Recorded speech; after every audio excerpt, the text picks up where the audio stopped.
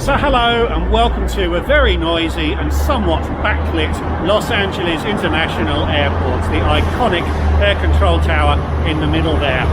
Now, Alaska Airlines is a relatively new joiner to the OneWorld Alliance, and it has added some very interesting earning and spending opportunities for those with avios. And today I'm going to try them out. I'm going to be flying in their first class product, a domestic business class product, from here to, you guessed it, Anchorage, Alaska. And yes, it is January, and yes, it is apparently snowing. So if you'd like to see what the Alaskan domestic first class product is like, stick around. Hi, I'm Matt. Over the last 25 years, I've travelled a lot. I've lived in 5 countries on 4 continents. I've flown over 1.3 million miles. I've visited over 100 countries, every American state, but I'm nowhere near done. So hit subscribe to see where I go next and perhaps get some inspiration for your next trip. I'd flown into LA's Terminal 2 with Delta, so I'd taken the inter-terminal bus around to Alaska's home in Terminal 6. You probably could have walked it, but this was Southern California, so no one walks anywhere. I think there are buses circulating on the departures and arrivals levels. I'd been on the arrivals level and the bus had been empty. That meant I entered Terminal 6 on the arrivals level, and it was a bit confusing to work out where to go. I eventually made my way up a level and found the Alaskan check-in area. I had no baggage to check, so I'm sure a machine would have worked, but I wanted to see what the desk experience was like. The first class desk is available to OneWorld status holders, as you would expect. Check-in was simple and speedy, and it allowed me to get directions to the lounge. And then something I'd never seen before, which was a deserted TSA checkpoint. Not a single person waiting. Shame I didn't have the camera on to record that historic moment, really. So I was quickly through and off to the lounge. Another very pleasant US airport terminal. Many aren't that pleasant, but I've been lucky on this trip to experience some pretty good ones. California seemed to still be taking fairly strong measures against the pandemic, so a number of shops were still shut. On landing in the state, we'd been told that we were all required to complete a Californian locator form, and we were all expected to self-isolate for a week on arrival, something, I think, that was ignored by almost everyone, including me, as I was transiting straight back out of the state. Alaska is unusual for US carriers in giving lounge access to those travelling domestically in first class. Most US airlines don't afford that courtesy. Plus, as a member of the OneWorld Alliance, Silver and Gold BA members also have access to the Alaskan Lounge regardless of the cabin flown. That translates into Sapphire and Emerald status for other OneWorld members. Full marks to Alaskan here, a policy very much in line with what international travellers will expect. Alaskan offers a decent space at LAX, not huge, but there were lots of empty seats, so I was able to get a prime seat with views of the apron, which was largely a building site, but the occasional plane did creep past. The food offering wasn't overwhelming.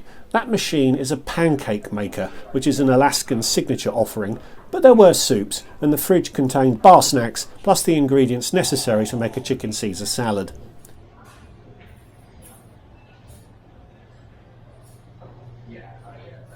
You could order more substantial food for a fee. The bar offered complimentary wines, beers and house spirits. Branded spirits did incur an additional fee, but the free offerings were pretty decent, and there were some interesting beers. And you might have glimpsed it in an earlier shot, but a sign that lightens the heart of Europeans and thrift enthusiasts, 2 groups that claim me as a member. Alaska has a strict no tipping policy in their lounges. I decided there and then that I was going to like Alaskan. I had a couple of hours to kill in the lounge, which passed very pleasantly, aided by the absolutely astonishing speed of the lounge's Wi-Fi. I used my Surfshark VPN to catch up on some UK TV, something you can also do at a discount by using my link in the description below. Time to board, and I timed it well, so I was able to walk straight on when I reached the gate. I must remember to try and get footage of the exterior of the plane before I board, but even without video proof, I can confirm that it was a 5-year-old Boeing 737-900. A quick joke with the cabin attendants. My favourite colour is blue, but that's fine. Before finding my seat, 2F. Footage from here on in is all a bit blue from the very moody mood lighting deployed by Alaskan. 41 inches of pitch in first class, which is excellent, enough for me to be able to cross my 6'4" legs. That required the table to be stored in the armrest, but it was easy to operate and was sizable and substantial.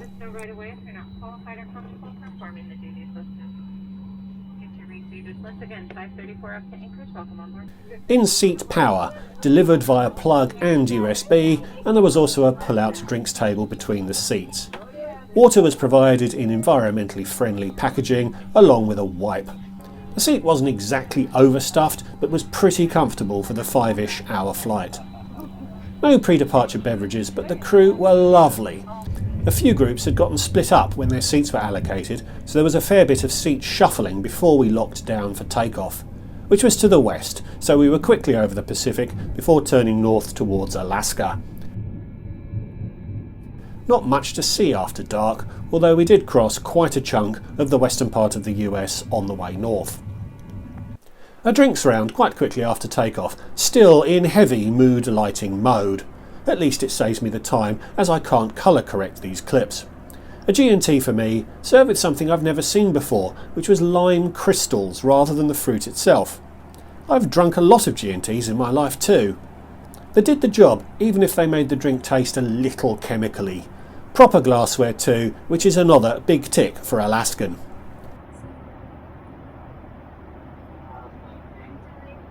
Dinner was a choice of chicken or vegetarian. I could have pre-ordered before the flight, but I generally like to wait and see what I fancy when aboard.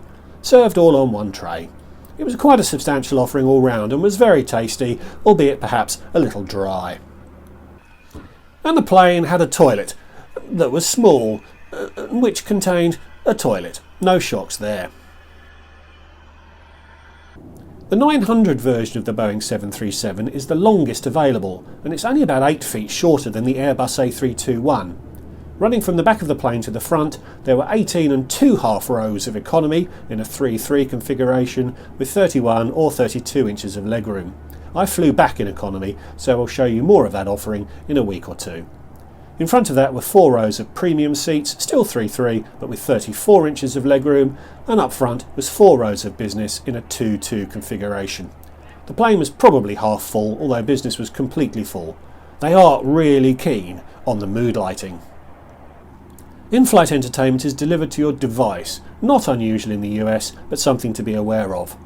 I had my laptop, and it was very easy to connect to the plane's Wi-Fi and connect to the entertainment. You don't need to have previously downloaded a dedicated app. There were plenty of options.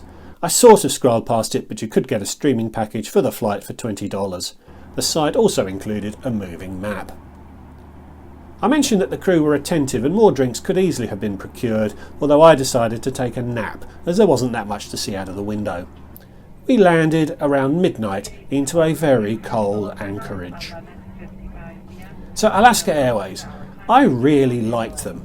Their first class cabin is very comfortable for longer flights. The seat is obviously less attractive than a flatbed on overnight flights, and Alaska does fly overnight to the East Coast, so I would think twice before signing up for one of those flights, but otherwise they are a very competitive choice. The service was excellent. The crew were friendly and attentive, which may have been an Alaskan thing, as I also found people in Anchorage to be extremely friendly and helpful. The ground experience, though, is unmatched by US airlines. Their policies mirror what is considered normal outside of the USA, and although the LA Lounge was not exactly luxurious, it did what it needed to do and did it well. I really love the no tipping policy. So how much did I pay for this excellent experience? Well, I booked this flight as an avios redemption through British Airways and paid £4.10. That's the taxes and fees. Quite astonishing to see the low fees added to domestic US fares when redeeming avios. And it cost me 38,750 avios, which would be worth 310 quid if you cash them in at Sainsbury's. So this one-way flight cost around 314 quid, all things considered, which is pretty good value in my mind. Another positive was that seat availability was still pretty good 2 weeks out from the date of travel, which was when I booked this. If you wanted to buy this flight for a day, a couple of months off, it would cost you upwards of £360, against which benchmark the avios redemption looks even better value. So thanks for watching. Please like this video if you enjoyed it. Please leave me a comment. Would you consider Alaska based on what I've shown you here? And as always, please subscribe if you're new. So thanks again for watching, and I'll see you all again in the next one. Goodbye.